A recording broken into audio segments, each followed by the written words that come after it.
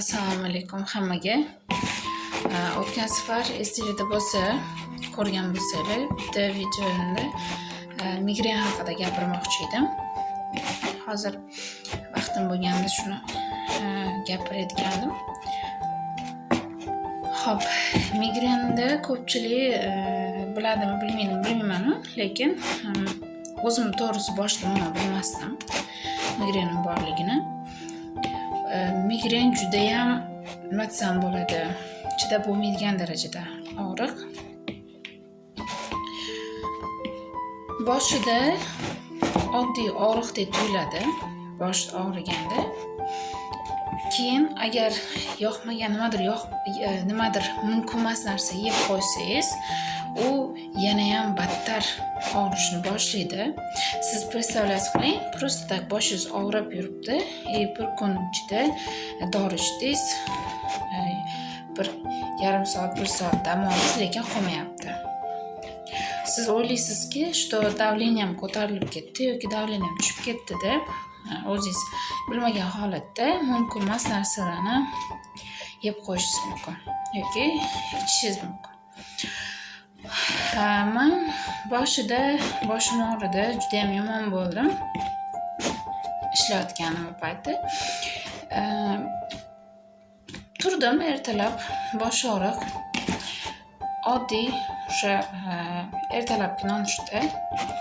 Ertalabki nonushtadan keyin bitta dori ichdim, lekin hech qanaqasiga boshimni og'riq o'tib ketmadi.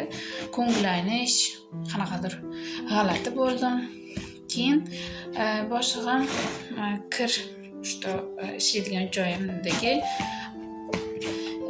ayol kirib yot, hatto bir soat dam ol, balkim o'tib ketar dedi. Kirdim, 1 soat, 1,5 soat uxladim va turdim. O'zimni yaxshi his qildim boshida. Keyin boshlig'im kofe ichib ol, yana ham trezvi bo'lasan dedi. Kofe ichdim. Ishonasizlarmi? Vashi qo'lim, oyog'im qaltirab, yana qayt qilib, ko'nglim aynib, yana yotib qoldim. Keyin boshlig'im yana tushunmadi, to'g'risi nima bo'layotganiga, men o'zim tushunmadim. Yana joyimga kirib yotdim. Turdim. Bu safar ichimda hech narsa yo'q, yegan narsalarimni chiqarib tashladim. Keyin shokolad berdi. Oldida shu shokoladni ich, hatto kuch-quvvat bo'ladi dedi. Xo'p dedim. O'sha shokoladni yedim.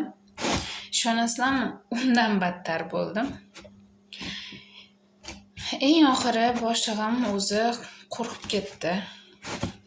Davay yur bo'lmasam, doktorga boraylik. Doktor qani nimadir ekan dedi.